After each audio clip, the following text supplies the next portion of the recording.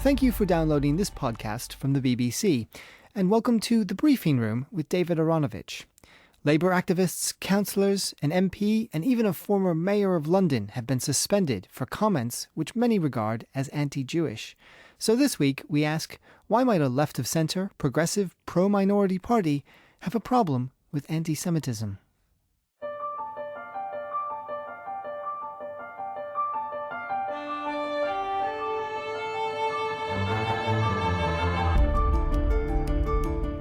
Good evening. In recent weeks, the Labour Party has been convulsed by an unlikely series of accusations.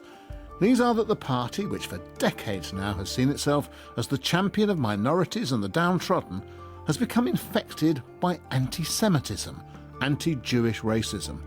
The claims and the subsequent rebuttals are varied and very confusing. So, step with me, David Aaronovitch, over the threshold of the briefing room, and let's try to work out exactly what's going on. To begin our journey of clarification on this issue of how a party of the left can contain people who apparently hold bigoted views about a minority, I have with me David Hirsh. David, you're Jewish, you're an academic in London, you're a man of the left yourself, and for a few years now you've been increasingly bothered about what you see as a growing anti-Semitism of the left. Why? Well, for all my political life, there have been people on the left and people in my political world who have a kind of obsessive hatred of Israel and who pick up on all sorts of connections between Israel and Nazis and apartheid and Jews and all of that stuff.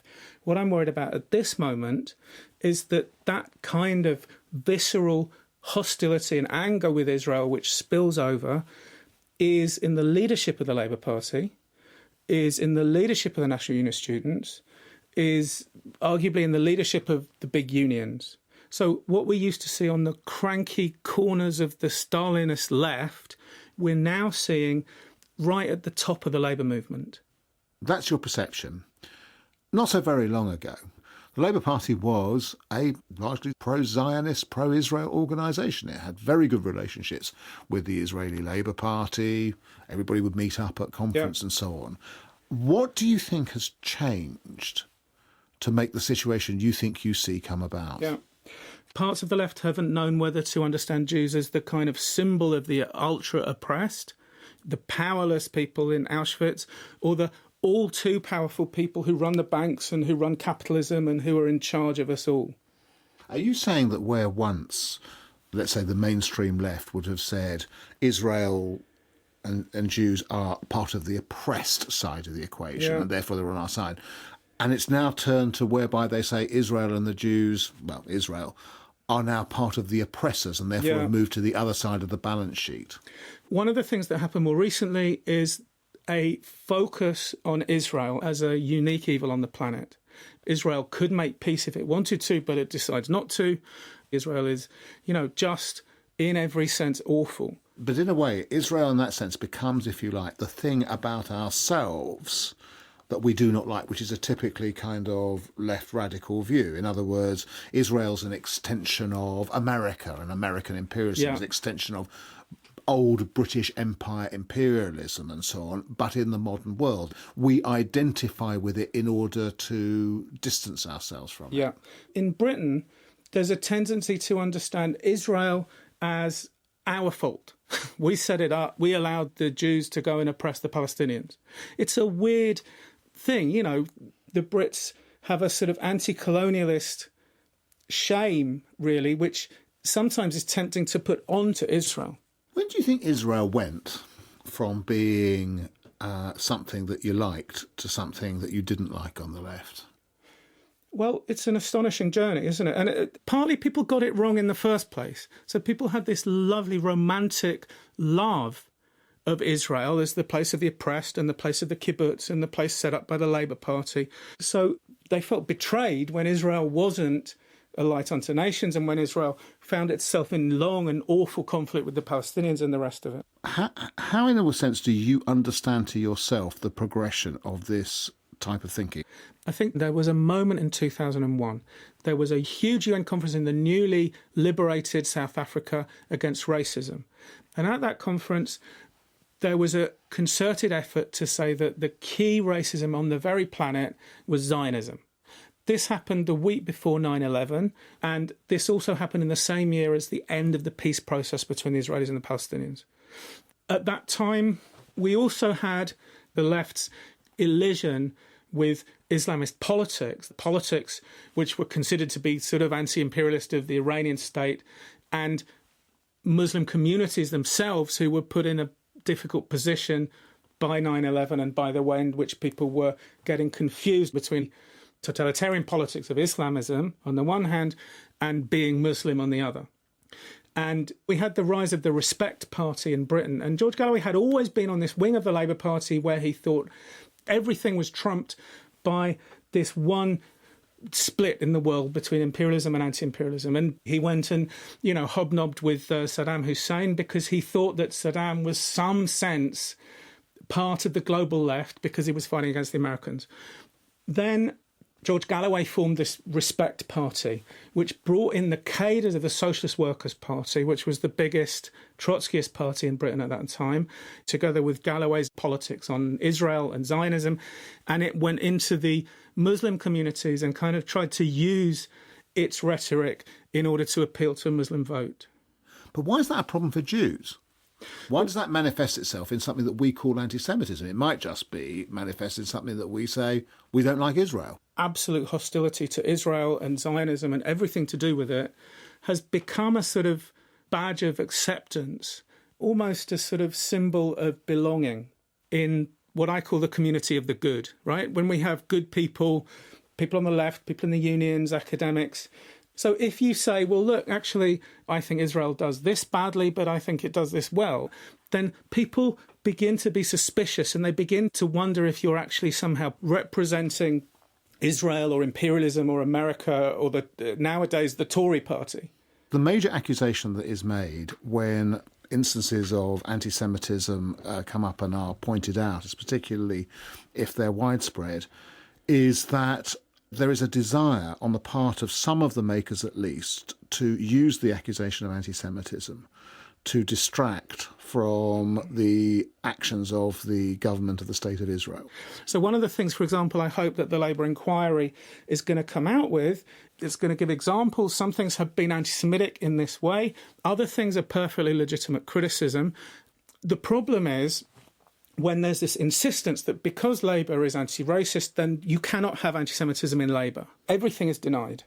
The idea that the Jewish community, almost as a whole, is inventing anti-Semitism in order to back the Tories. I mean, why would the Jewish community want to back the Tories? There's no particular Jewish love for the Tories, but it ties in with the idea that Jews are somehow involved with being against the left. And this ties in, of course, to conspiratorial thinking and Jews as bankers and all of that. But let's take an example, since it's been raised fairly recently, which is, it is claimed, it is in some sense peculiarly anti-Jewish to compare Jews with Nazis.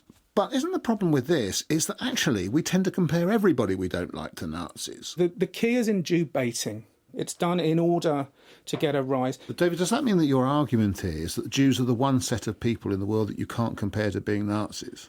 You're doing it for a bait. Secondly, I mean, of course, it needn't be even discussed that there's no comparison between what Israel does or has ever done and Nazism. So it's the intent. So it's partly the intention which you're looking at there. But let's be clear here. When people think about anti-Semitism, they think about it in its most extreme form as being what the Nazis did. But even if they don't think about that, they think about anti-Semitism in terms of physical attacks upon Jews, upon attacks on Jewish property, and so on. Yeah. Yet none of the people we're talking about have actually suggested or want that or so on. There's a big, broad problem about the culture which has moved from the corners of the left to the mainstream. And what has happened in the last couple of weeks is that has bubbled up things that we can recognise, right? So it's bubbled up Ken Livingstone's Holocaust inversion, and it's bubbled up somebody else saying the Jews are responsible for the slave trade. And then everybody says, oh, what we need to do is expel these anti-Semites. But that's not what's happening here. The problem is the culture. The problem is something bigger.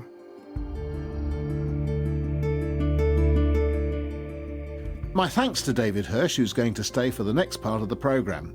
Now in the briefing room are Owen Jones, Labour Party member, writer and broadcaster, and Kerry-Anne Mendoza, who gave up her career as a management consultant to become an activist in the Occupy movement and now writes and blogs extensively from the radical left and edits the Canary website.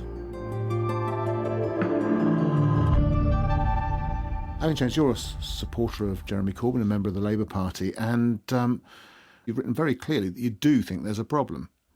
I do think, from my own experience, the majority of people on the left abhor anti-Semitism. But that doesn't mean that there isn't a problem that has to be dealt with. For me, I'm somebody who passionately supports Palestinian justice and national self-determination. I want security for Jews and Palestinians alike based on a just peace which recognises the self-determination of both. And I abhor anti-Semitism. And I passionately want everybody on the left to have those views. I think they spring from the same place, which is a sense of repugnance when it comes to any form of prejudice or discrimination or oppression, and a belief in justice. So when I hear people, just to give the example David gives, you get this comparison sometimes, a deeply offensive comparison between the actions of the Israeli government and the Nazis. And I've heard that said by people who support Palestinian justice before. Now, I would say the occupation of Palestine is a brutal occupation, which thousands have died, and it is to be resisted in terms of building a peaceful settlement for both Arabs and Jews. But it isn't the same as the extermination by industrialised means of an entire people, millions of people. The reason that comparison is made is to cause deliberate offence, and it does no service whatsoever to the cause of Palestinian justice. And the final thing I'd say to that is, people often say, why is Israel singled out? Personally, I'm far more vocal about Saudi Arabia. I think it represents a far greater threat to global peace than the Israeli government. What I would say, though, is, because people can say, what about North Korea? We're not arming North Korea. It's not funded. It's not supported by the West. If it was, I think people would take to the streets. And equally, I'm not saying apartheid South Africa and Israel are the same thing. They're not. But you could say in the 1970s, why are you singling out apartheid South Africa when totalitarian Stalinist regimes enveloped much of the world? Why aren't you talking about the Maoist Cultural Revolution, more about Franco's Spain? And the argument was this was a racialised form of oppression of one group over another, which had the support of the West. And I think certainly there are echoes, it's not the same thing, and I think that is why some people focus on it. But equally, I'd say supporters and opponents of the Israeli government, both of them, make Israel a priority in foreign policy. The question I asked you originally was about how you characterised the problem, and you've done some of that. For instance, one of the interesting things you said was you looked at the intention of the people making the Nazi comparisons and so on. Do you think there's also a problem with the delegitimisation entirely of the word Zionist? The idea that the Jews should have a homeland and so on. There's a very interesting piece by John Landsman, who is the chair of Momentum, which supports Jeremy Corbyn, and he was very much involved in running Jeremy Corbyn's whole leadership campaign. He is himself Jewish. And he's written an article saying that we should just move on from using that word Zionist because it's become a deeply unhelpful term which has become almost impossible to define. If I think of my Jewish friends, their opinions vary wildly on domestic issues and foreign policy issues. Most of them will support, in fact all of them will support the existence of Israel. Many of them are deeply opposed to what the Israeli government is doing and passionately support a Palestinian state. Now, surely those of us who want Palestinian national self-determination should be standing in unity with it. And this is the point. Anti-Semitism is sometimes used to shut down criticism of Israel. There's no question of that whatsoever. But equally, many of my Jewish friends are scared about anti-Semitism. They think it's a genuine, real menace, and they are right to do so. When they hear Zionist bandied around, it makes them feel uncomfortable because they feel it's being used to target indiscriminately people, often who are Jewish. Now, I'm not saying that is always the case, but just the fact people feel that is enough to say that is not a helpful term, and people should instead focus on those who support the Israeli occupation and those who oppose it. I want to come back in a moment to some of the places and some of the connections within the Labour Party can make this particularly problematic. But Kerry-Anne, as a left activist, I don't think you're actually affiliated to any particular political party. Your writings are very much on the sort of the resistance edge, the radical edge of politics. You've heard what David says. You've heard Owen's reaction to it. What do you say? I'm sitting here as a gay granddaughter of a Caribbean immigrant who came to this country in the 1950s and I married a white woman. I am very personally aware of the racism that existed in the left at that time and has continued to do so. Bus drivers in Bristol went on strike to try to prevent my grandfather and his peers from gaining jobs. So the idea that, racism or prejudice towards any group suddenly just happened in the left, I think we would all be grossly naive and ignorant of history to argue that. On this specific issue, I think a lot of this comes down to nuance and intention. And I think it's very difficult when we are in a very kind of, as David says, emotionally charged situation to take the time to attempt to understand fully each other's position. And I have no truck with anti-Semitism. Half of my family are Jewish. It's something I've stood against historically and in the present day. First thing I wanted to touch on was the comparison, which I completely understand why it's offensive, the comparison of Israel to Nazism or the atrocities of the Third Reich.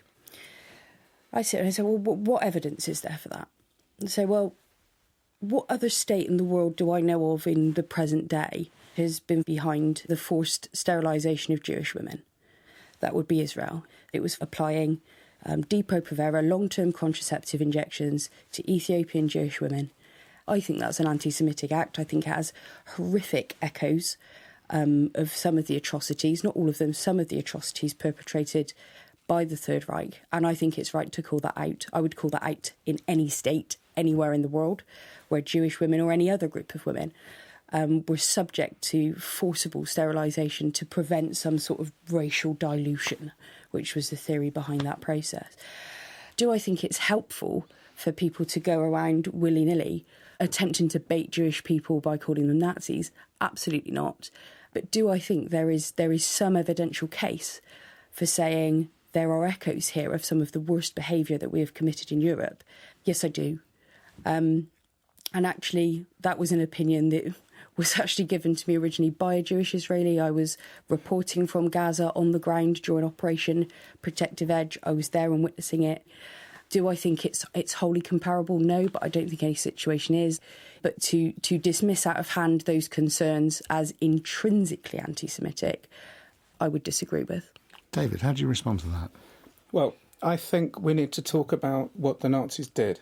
The Nazis created a racial categorisation of human beings. They created an industrial network in order to round up, identify and gas and murder all of the Jews of Europe. Now, Kerry-Anne's story about one incident in which some people were given long-term contraception is a really good example of how particular incidents are used to kind of demonise Israel. The claim that there was a campaign to stop black people from breeding in Israel is just appalling, actually. It's not true, when in fact black people have been brought and rescued and brought to Israel and are part of Israeli society, are half of Israeli society. But they are not brought and rescued by Israel. They have been treated abysmally. I've stood with a friend whose relatives, 40 of their relatives, were shot dead in the forest of Latvia, and I stood at the railway tracks where people were carted off and exterminated, and it just can't be compared. Some of these people are the grandchildren of Holocaust survivors, and to tell them that basically they're supporting the equivalent of the regime that murdered their relatives, it's just wrong. It drives people away. You talked about the intention earlier. Kerry, can I move this on slightly to the question of the characterisation of Zionism per se? Do you and the people who agree with you and who enjoy your blog and so on, I'm not saying that they all have the same view, but broadly similar view, do they accept the idea that there can be such a thing as a good Zionism? Can Zionism ever be anything other than racism and appalling? I'm not for a theocratic or ethnically pure state anywhere in the world. I oppose Saudi Arabia on that basis. I oppose the style of politics put forward by the likes of Ted Cruz and Donald Trump in the United States, and the sort of Christian right in the United States. That's my position. I don't believe there should be an Israeli state on the terms that Zionism puts forward, which is a Jewish state on that particular patch of land. I oppose any theocracy, so I think my point is clear. Israel's not a theocracy because the rabbinate doesn't actually run Israel in the same way that, say, the Supreme Council runs Iran. It doesn't, but to identify itself as the Jewish state, to have the Star of David on a flag, to operate in the way it does, and the way that somebody put it to me, which is as a black woman, when you were standing against South African apartheid, would you have advocated a solution to South African apartheid, essentially a colonial project, to say that the white people, the sort of British colonialists, should seize, and keep Johannesburg and elsewhere, Sure. and that black people should just be able to govern the Bantustan's? I would have rightly opposed that. This is what I was trying to get down to, which is essentially the view that you hold. You didn't used to hold it, and as a big view on the Labour in the Left Labour Party now, some people would say, which it didn't used to be, is that the project itself is wrong. Yeah. Now, Owen, isn't that actually one of the problems at the base of this, which is that the opinion has shifted on the left from a toleration of the idea of a Jewish state to one that says, actually, we'd rather it didn't exist, thank you very much. And the knock-on problem of that is that most Jews believe it should. People often generalise and say the left thinks this and the left thinks that. I've never known the left to have a entirely homogenous or cohesive view on anything. But I think, from my experience, most would support a two-state solution where you have a viable Palestinian state that isn't a Bantustan, which is basically so much of its land has been confiscated and is so subordinate to Israel that it doesn't function as an effective independent state. Another solution is where you have a federal solution, whatever you want to call it. And I think myself what the left has to do, above all else, because the only way the situation in the Middle East in terms of Palestine and Israel is to be resolved is where both Jews and Palestinians feel secure and safe. And that means building a broad coalition. And that includes in Britain between progressive Jews who abhor what the Israeli government is doing and people like myself who feel the same. I know you don't like the word, but that means that part of that coalition has got to be with people who profess as Zionists. Yes, of course. Yes, now, definitely. I read the literature, and on a significant section of the left, the word Zionist is simply a dirty word. I think it has become a problematic term. And there was no question at all that people who are Jewish in this country now feel fearful to some degree of the left. And that is unacceptable. There would not be a modern left without Jewish people. And if they feel uncomfortable with that word Zionist, if they feel uncomfortable with some of that rhetoric, then it is my responsibility to speak out. We think of it just as neo-Nazi skinheads often. But in the 19th century, the German socialist August Bebel warned that anti-Semitism was the socialism of fools, in quotes, because that rhetoric of Jewish bankers and financiers was one that existed then. So it's a real problem that does exist. And my view is that there has to be a relentless, remorseless attack on all forms of anti-Semitic tropes, whether it be people talking about the Jewish lobby, the Zionist lobby, because I often think those two terms are treated interchangeably. Instead, people need to use precise language, which means opposing the Israeli occupation of Palestine. That's your view, and that's the thing that you think people should do. We're also and lots talking... on the left believe that, though. I'm not alone, far from alone, and that view has to be expressed more forcefully. I'm not in a position to gainsay you, Owen. You talk to more people on the left than you do, but I have to say I hear that view myself perilously little.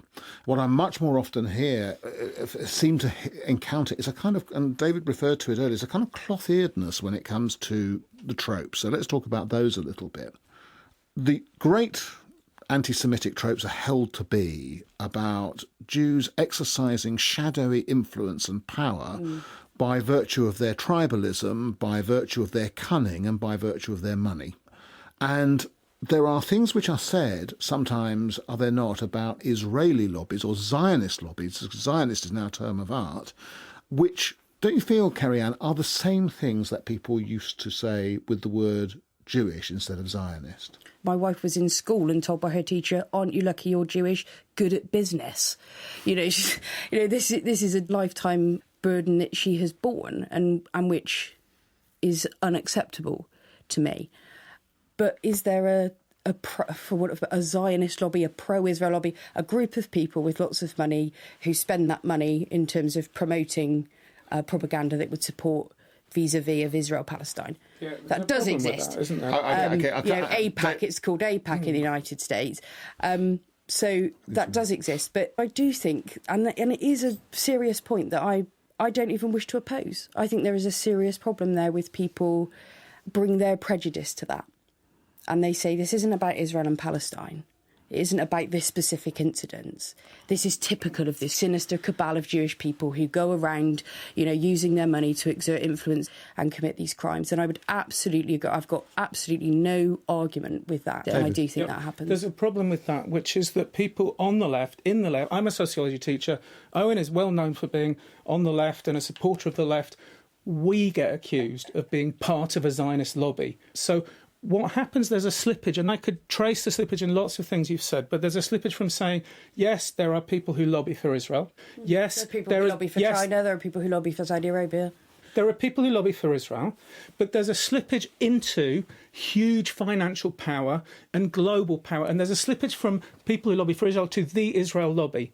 The Israel lobby has its grips on the Western world. So they use an anti-racist kind of form to articulate anti-Semitic conspiracy theory. And there's a lot of that going on at the moment. Don't you suspect that at the end of all this, wherever all this has come from, that if somehow or other everybody was suddenly to talk happy and the Israeli Prime Minister was going to shake hands with Mahmoud Abbas and, there was going to be a kind of a moderate wing split away from Hamas, if one can imagine such a thing. And so, but anyway, there was some kind of agreement. Don't you think that an awful lot of this would just simply die away?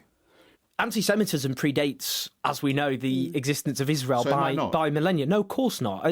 Anti-Semitism has existed in Europe for at least 2,000 years, manifested itself in pogroms, blood libel, murder, expulsions, and culminating, of course, in the Shoah, the attempt to exterminate the Jewish people. All of these predate the existence of Israel. The idea, if there was a settlement, anti-Semitism would all disappear is obviously a total nonsense. What I'm saying is, that the only way that the left will come to the positions that I want is if people like me speak out passionately and argue this case, which is to take anti-Semitism seriously while supporting a peaceful resolution of the occupation of Palestine. These are not either or, and if we did have more voices, and there are those voices out there and they're not listened to enough, then I think we would have both of those objectives. How did I know somehow, Owen, that you'd end up with the last word? That's it for this week. If you enjoyed this programme and you want to subscribe to our podcast, just search for The Briefing Room. For now, it's time to clean the whiteboards, put the flip charts away, to thank David Hirsh, Owen Jones and Kerry-Anne Mendoza, and to leave the briefing room until this time next week. Thanks for listening to The Briefing Room from BBC Radio 4. This edition was produced by Joe Kent and Kirstine Knight. The editor is Innes Bowen and the presenter is David Aaronovitch. If you enjoyed what you've heard, we'll be back next week. And why not check out The Inquiry, another podcast from the BBC.